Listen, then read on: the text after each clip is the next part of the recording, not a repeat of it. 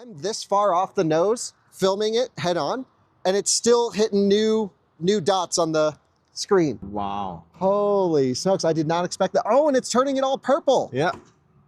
Dude, it's completely frying it. Nice. Now I've got to get the car positioned right in front of the Model 3. And, oh, there's us. There's that. That's us. So far, no dead pixels on that one. Nope. And we're not seeing any of the dots, and that's what would really make it clear. Hello and welcome to another Out of Spec Bits episode. Andreas, welcome back to the channel. Thank you, sir. This is going to be more of an experiment than anything else. I heard from a bunch of news online and a Reddit post, and we'll leave all that linked below, that the Volvo EX90 LiDAR can fry cameras. That's right. And I think we should just say right up front, this is not unique or specific to Volvo in any way. But Volvo actually has warning us on their website that says, don't film the LiDAR, which is that little top hat on the thing of the roof, or the roof of the car. That's correct. So in this video, essentially, we're gonna test a couple things. We're gonna see if we can recreate it, if we can fry our own cameras. I'm gonna put one of my phones on the line and see if we can destroy the sensor and to see if that's actually a real world issue or not. We're gonna give a little bit of background as to what's actually happening, why it's being fried, and then I'm gonna park it in front of my Tesla Model 3. And Andreas, do you think we can fry the cameras on my Model 3? I don't think it's gonna fry that camera. Yeah. But I feel like it's gonna fry the iPhone's camera. So you think we'll be able to fry the iPhone, Yeah. but not the Tesla? Exactly. Let's see what the heck happens here. Should be kind of interesting. Yeah.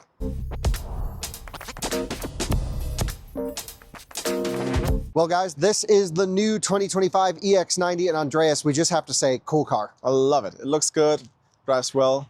It's amazing. You know, they're still a little bit behind in terms of charging and battery tech, which is weird because it's owned by Geely Group, Volvo, and they have the best charging electric cars on the market, or some of them. We've already shown the like Zeekr Golden Brick charging. Why did the EX90 not get any of that? I know. What the heck? It's a shame. Anyway, it actually charges okay. It's about an hour 0 to full and 10 to 80 in 30 minutes, nothing crazy. But we're not talking about range or charging or anything other than this blob up here. And this is one of the very few cars sold in the American market, North American market, with an actual LiDAR. And this specifically is a 1550 nanometer light bar. That's correct. And that is what can fry the camera CMOS sensor when it's on. Now, the thing is, Andreas, Volvo says the LiDAR is not enabled on this EX90 yet. So how was someone able to fry their camera if it's not enabled? Yeah, maybe it's in standby mode and it still shoots out lasers. From what I can tell in that video, the Volvo EX90 that was made, the post and articles were written all about it, was in transport mode. It had all the stickers on it, said battery electric. It was at a dealer, right, going through PDI check-in. Mm-hmm. And this is a media card provided to us on the latest software from Volvo. And essentially, we're going to see if we can figure out a way to get this thing to power up. We won't even know it's powered up until it fries the camera. Exactly. So once we try to see if we can fry the iPhone, I'm gonna try and get my Model 3 as close as possible to it. And we're gonna pull up service mode in the Model 3. And Andreas, we've learned a couple tricks or to try to make it fry stuff. The first thing you want is it to be really bright outside. And it's extremely bright out right now. Colorado on a spring day, yeah. And that should turn up the power of the LiDAR higher, is what we've learned. Yeah, exactly. At least in traditional LiDAR systems. Yep. The second thing is you want to use a telephoto or narrow focused lens. That will focus the energy from the laser, the 1550 nanometer spectrum. Mm-hmm. I don't know anything about lasers. Close to infrared, that's all we know. Close to infrared. It's going to focus all that energy in a telephoto lens to the CMOS sensor and in a more concentrated space and fry it quicker. Right. So what we could see from the video that was posted on Reddit, whoever filmed it in like wide view, it didn't hurt the camera at all. It wasn't until they went to 5X on their iPhone 16 that it really started to fry their camera device. So we're going to try that. Exactly. And then with the Tesla, there's 3 cameras in this one. This is an older hardware 3 car. Mm-hmm. And there is a wide view, a normal view, and a narrow view. So we're gonna pull up the narrow view in service mode, park this thing right at the nose of the EX90, because you do wanna be close, and see if we can get it to fry it. Andreas, I think we can get it to fry it. Yeah? I think so. Let's bet. A beer. Okay, beers at Texas Roadhouse on me if Love we it. fry the Tesla. Love I also have to buy a new camera system for my car. That's right. Yeah, shout out to the viewers who use our Tesla referral credits though, because we've got enough banked up that I'll use those to replace the cameras. Perfect. Okay, on the EX90, the first question before we get into anything is how the heck are we going to turn the LiDAR on?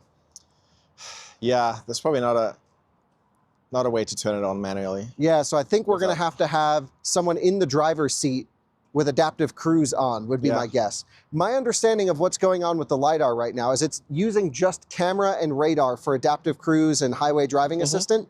It's not actually using the LiDAR, but what I've heard is the LiDAR is actually on in the background, collecting data, learning, just double checking everything. So we're going to try that and hopefully we can get it to go. If it doesn't fry anything at all, then I think we will have a failed video, but time will tell. Still worth, worth the video. Still worth the video. We're just trying it out. It's interesting, yeah. So many people asked as soon as we got this car, you got to try to see if you can fry your camera. Yeah. Let's go inside because I want to pull up. We asked AI a little bit about lasers. You're learning along with us. We don't know much about this. Exactly. We're sort of in the Tesla FSD camera only thing. We know all about those cameras. Yeah. But we don't know much about LiDAR. Now, I've driven many vehicles in China with LiDAR. I've been in Waymos with LiDAR, and there's different versions of LiDAR. So what I've done is I've pulled up, shout out to Grock here, a little bit about just general specifications and things like that. So for example, you can see the system operates at a 1550, let me see if I can make this bigger, nanometer infrared wavelength, which is eye safe. So it doesn't hurt your eyes, Andreas, which is great. It's a class 1 laser. But it can damage camera sensors. In the EX90, it can detect objects up to 250 meters away, even like a tire on the road at 120 meters, even at highway speeds. Again, this is Grock. Double check everything that we're saying here. This is just AI. Yeah. We're not here Don't trust it verifying sources. We've learned AI can get you close, but not all the way. Exactly. Yeah. Okay, so why 1550 nanometers? This wavelength allows higher power output than other nanometer situations. I've heard of like 1300, here's a 905 number on there, improving range and resolution. It's more likely to damage CMOS camera sensors due to its interaction with silicon-based sensors and Bayer filters. Bayer filters, I guess. Bayer filters, yeah. I've got the German guy here. Is it CMOS or CMOS sensors? I would say CMOS. CMOS, okay. But it just sounds... Okay, I asked how to reproduce the camera damage. All right, so we're gonna wanna use a smartphone with a telephoto lens. Now I've got, hopefully this will work. I've got an older iPhone 13 with a 3x zoom. Right. If this is not enough, I'm gonna take my work phone, because I never really film on it, Okay. which is an iPhone 15 with 5x. Right. I'm not gonna damage my daily driver here. But if it happens, whatever. It's worth it for the video. Worth it, yeah. We want to position the phone close to the EX90's roof-mounted LiDAR module, within a few feet, while the vehicle is powered on and the LiDAR is active. That's what we don't 100% know how to do yet. Can we get it active? Close-up shots maximize the laser's intensity on the sensor. So we want to zoom in on the LiDAR module using the telephoto lens. Obviously, you can't go past the digital zoom, so you just have to select 5x or 3x in this case. And we want to film in bright conditions, as the LiDAR may operate at higher intensity in sunlight, though it functions in all lighting conditions. Yeah, you're in the right state for that. So as we film, we should see colorful specks, dots, or lines, artifacts appearing on the screen in real time. These indicate pixel burnout on the sensor. The damage is permanent to your phone's sensor, and zooming out may make artifacts disappear because you're switching from your, telephoto lens to your wide-angle lens. Yeah. And so we're trying to fry the long lens here. I just have to also say, we're using the EX90 as an example because it's here at the office and a viral video went and people asked us to do it. i7 uses the same wavelength. And if you go to a laser light show, like at a concert, and one of those hits your cameras, it also has the likelihood or possibility of damaging your sensor on the camera. So it's not just the car. I mean, I don't really want... Yeah. It's not a Volvo issue. It's not a Volvo issue. They chose to use LiDAR. That could be a Volvo issue. Yeah. Like maybe that's the right approach or not. That's not what this video is about. Yeah. It's just, this was a kind of cool thing and we're just going to play around and see if we can do it. Yeah. So this is a really in-depth thing up to, I explained telephoto lenses. This is the Bayer filter damage. You would say Bayer because you're German. Yeah. So the 1550 nanometer wavelength can cause the Bayer filter to overheat, potentially reaching its boiling point. Wow. This leads to splashing or missing filter material, as well as damage to micro lenses and underlying metal wires. resulting in optical damage, short circuits, or photodiode melting. The good old photodiode melting. Yeah, it says it's completely safe, making it safe for humans. However, camera sensors lack similar protection to what our eyes have. And again, it's not unique to Volvo. Yep. It is other systems like Waymo, you know, and BMW, I know for sure, use these types of systems right here. This is actually, I believe, a Luminar LiDAR system. Okay. And they've been in the news recently. Yeah, that's right. Because there was that whole like Luminar demo versus the Tesla camera thing. I didn't follow it, but did you follow it? I read about it, but yeah. Okay, don't know. Leave your comments below if you want to educate us. Anyway, there's this is what I've been concerned about, the ethical objectives here. So let's run back outside because I think we've learned enough about what Grock could tell us. Before we start the thing, the ethics of actually driving a vehicle around with a laser, a LiDAR system on there that can damage devices. Is that good or bad, Andreas? Let me think about this for a while. It's bad. Okay, so I could see it going both ways. I could say it being you're driving a 6,000-pound, 7-passenger vehicle that can plow over anything. That's dangerous. Driving is dangerous. Yeah. Emitting a little bit of LiDAR from your roof may be dangerous. The likelihood of you getting a camera right up here is probably pretty low. Yeah, I don't know. I'm just, you know, imagine you're buying this brand new car. You pull out your iPhone to film a video for your friends, show off your new car, and then you film the LiDAR, and it just fries your camera. And it fries your camera. And it's the worst day of your life, because brand new car, but the phone camera is broken. Okay, so I could totally see that as well. I mean, it's an edge case, but yeah. There's always edge cases. I mean, pros and cons to both. The question is, does this improve safety measurably over a camera system? A lot of people would argue yes. And a lot of people would argue no, because we've seen what Tesla's capable of doing camera only, which doesn't emit anything that hurts anyone. Right. But then they're also driving around maybe a little bit less safe. Yeah. So the question is this worth the trade-off? I think my gut feeling says in China, so many of these systems use LiDAR, and they're getting so good that it, I don't know. We'll leave that up to the audience. Yeah. I think it's kind of cool. We know that the costs have come down for LiDAR. I did a whole video on this when I tested on the reviews channel. Look up the Huawei driver assistance test. It was with a guy who's in the ADAS industry for heavy trucking specifically. And he mentioned LiDAR, radar, all these sensors are so cheap. So he's like, put as much visual power on there. Okay. It all comes down to software though. So like Tesla's really good with this driver assistance because it's software. Right, yeah. And so you can put a LiDAR on the car. This doesn't make it good at self-driving. Exactly, yeah. It's all down to the software controls. software. But at least you have more that you can do sensor fusion with and learn. Yeah.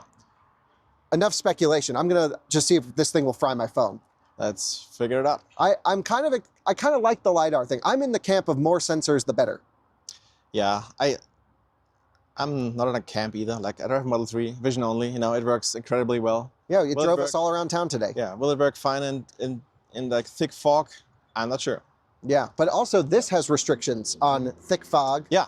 And over temperature. Yeah. It says that this can be reduced in hot weather, heavy rain, snow, fog. And I'm like, I thought that was the point of LiDAR. Yeah, exactly, yeah. So I'm just a little bit confused. And I really want to say thank you to all of the sensor experts who have reached out over the last few months, especially after our China visit, to offer their expertise here. I just haven't had the time to really dig into it. But I am planning on doing some episodes on sensors to see what's really needed. Because I've been getting Tesla FSD'd around here and camera only, even in bad weather. Yeah. And it's like, this is amazing. At night too, flawless, yeah. So I get it. That's not the point of this video. I do want to go to one last thing. I keep saying one last thing, but Andreas, before we try to see if we can fry the camera, I want to show you Volvo's website where they specifically warn not to do this. Right. So we are not recommending anyone do this. The nice thing is it doesn't damage the vehicle anyway, so I don't feel bad about damaging Volvo's car here. This is from the volvocars.com website. LiDAR detection and limitations. Use responsibly. They do not reduce or replace the need for a driver to stay attentive and focused on driving safely. No. Okay, so not FSD. Not FSD, no. Yeah, the driver assistance in that car is not very good.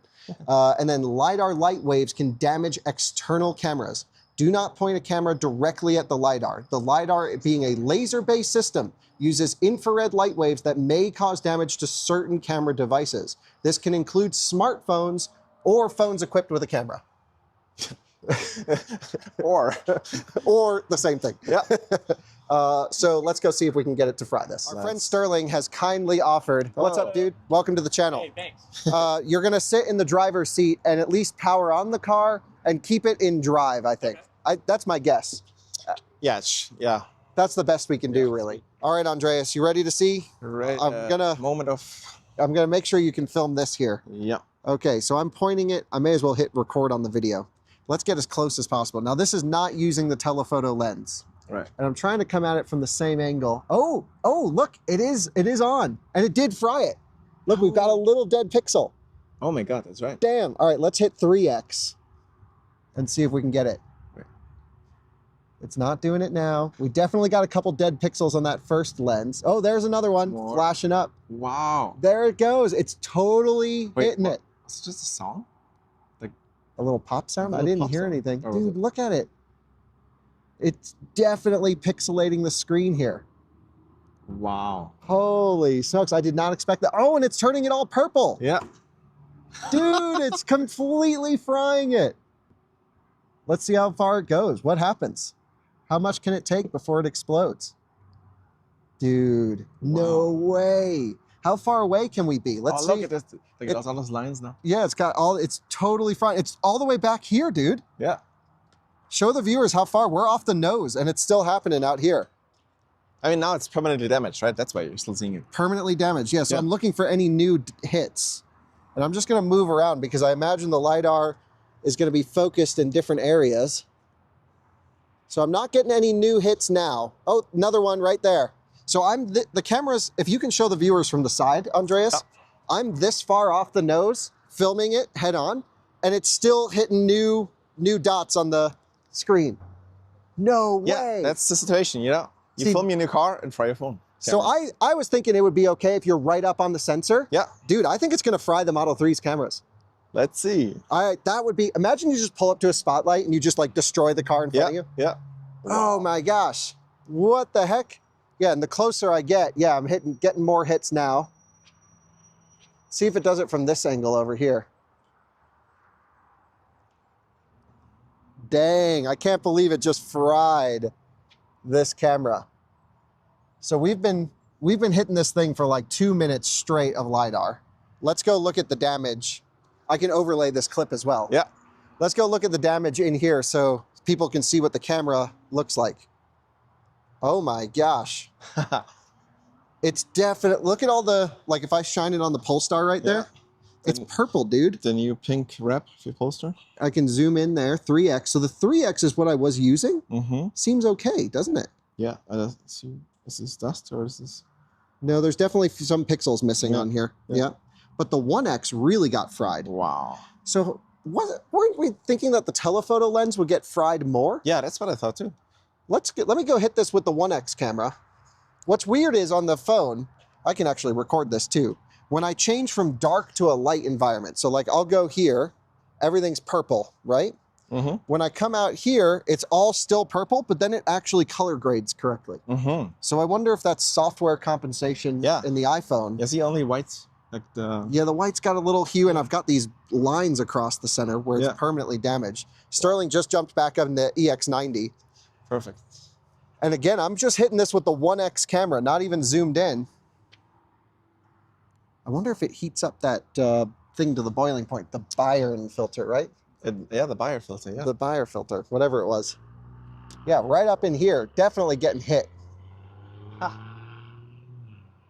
Not anymore. It's like weird. You get 2 or 3 little hits and then it dies. Isn't that interesting? All right, well, I think we know for sure this thing was getting hit from the iPhone all the way out here, which is too far away. Yeah, how many feet is that? Damn, this is toasty, dude. Yeah. I don't know if it actually, I mean, it feels warm. You feel it. Oh yeah, it's hot. That could just be because we were filming, or if it actually melted some stuff in there. It might have. No idea. Am I prepared to ruin my car? I think you are, yeah.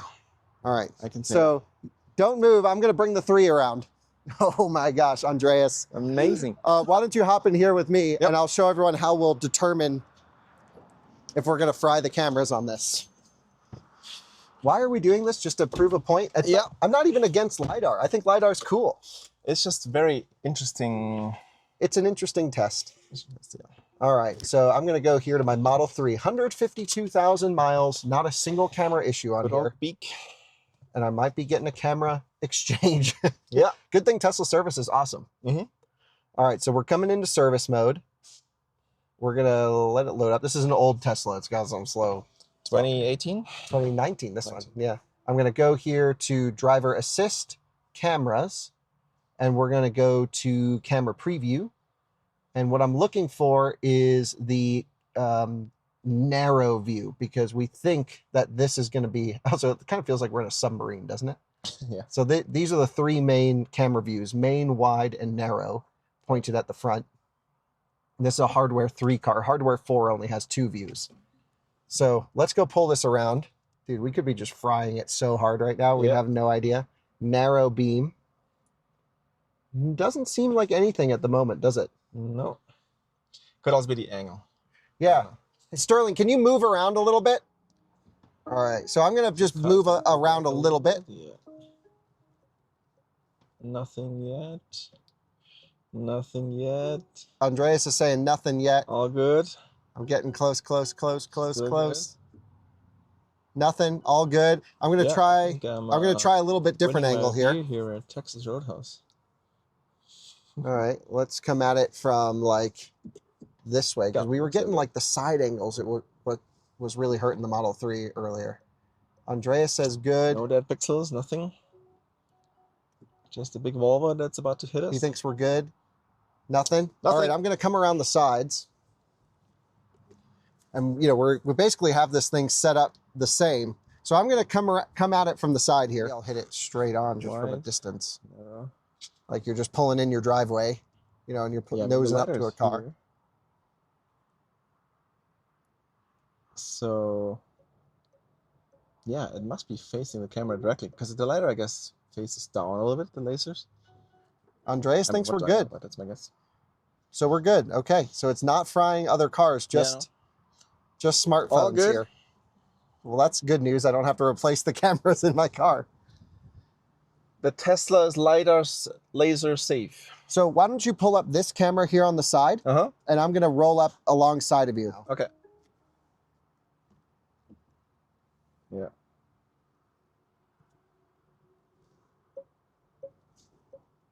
Peter. Yeah, no, nothing. Okay, so I think we're pretty good with it, right? Yep.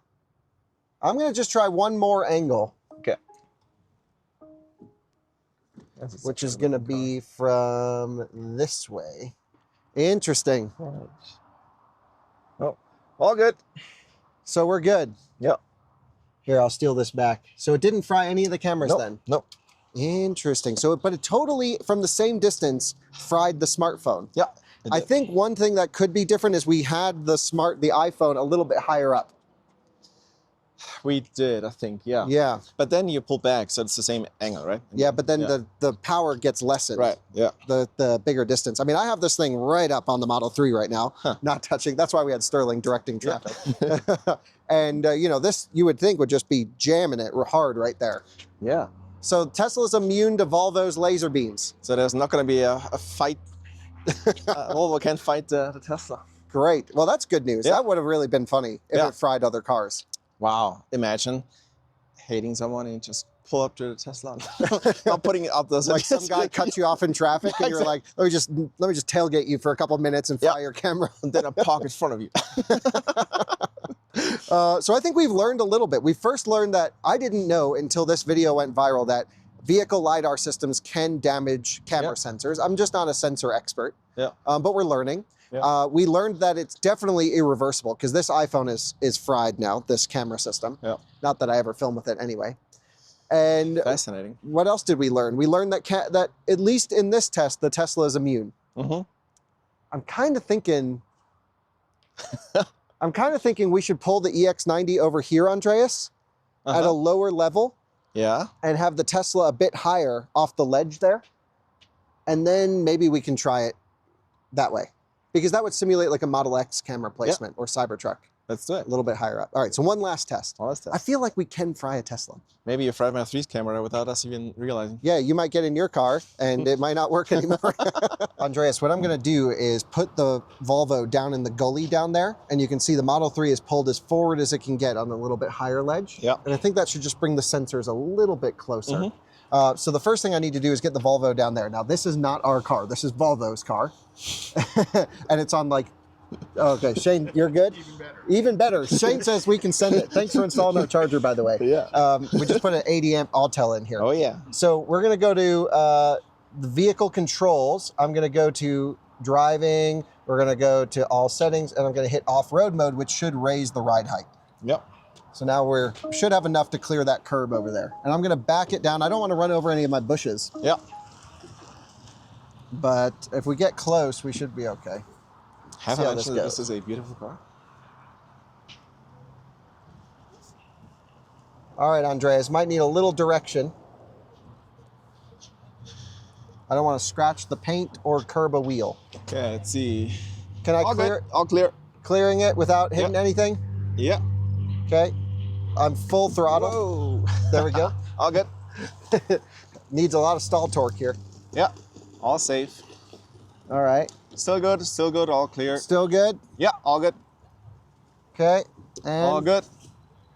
All good. You That probably can hear me. full with this throttle. engine There we noise. go. And we're in. Nice. All right. Off-road. Well, this is our off-road test. Nice. Now I've got to get the car positioned right in front of the Model 3. Yeah, I feel like this is a better angle, for sure. All right.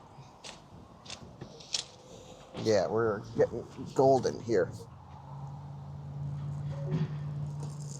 Stop. All right, got it in park.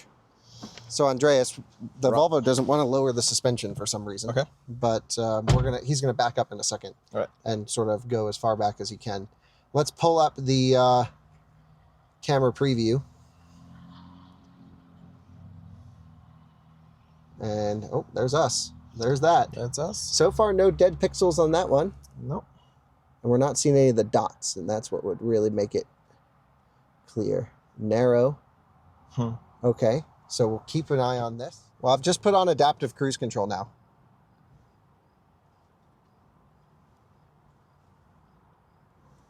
Close? Yeah, it's close.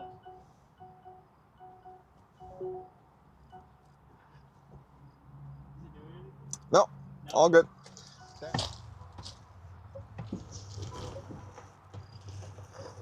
You know, this is how a typical Volvo driver parks, by the way. Nice. Now I can take it out of off-road mode for all the hardcore off-roading that we just did. And I'm not going to park it towards any other cars, just in case it'll fry something. I'm going to park it facing the fence. So, can't fry any cars. Not that it will. All right. Well, there you go. It doesn't fry cars, but it fries phones. I wish it fried chicken. We could have fried chicken. Well, there's definitely some power coming out of there, so it can Yeah. definitely heat some stuff up. Yeah, definitely. That was a really cool, interesting test. Cool If test. anything, we just filmed what we would have done anyway. Maybe not the most informative video, but just be careful. Seriously, filming EX90s and i7s. That's a real problem. We've had i7 on test though, Andreas. We've never Yeah, run we into filmed this. a lot in front of i7s. Yeah, Yeah. but this seems way worse for some Yeah. reason. There are other 1550 nanometers, Yeah. not newton meters, nanometers, wavelength. Yeah, so like Waymos, I wonder if it happens, but I've filmed Waymos up close and it Yeah. hasn't happened. Yeah. So I don't know if this is just ultra powerful or what it is. Maybe the viewers know. I hope there's an expert. Yes. I'm going to hope that a LiDAR expert can reach out. We should reach out to Luminar and ask them why the heck this happens. Yeah. But if anything, just a PSA, just be careful filming EX90s, especially as LiDARs become more prevalent in our market. We should do this test with other cars as well. So I'll just keep this old phone on hand now. Oh, yeah. We'll just fry this thing till it's dead. And I can't thank the viewers enough for watching. This was an interesting experiment. Very interesting. Yeah. Yeah. All right. cool. Well, we'll see everyone on another one again soon. Bye-bye. See you here. See you here. That's Juan Brown, Blanco Lirio.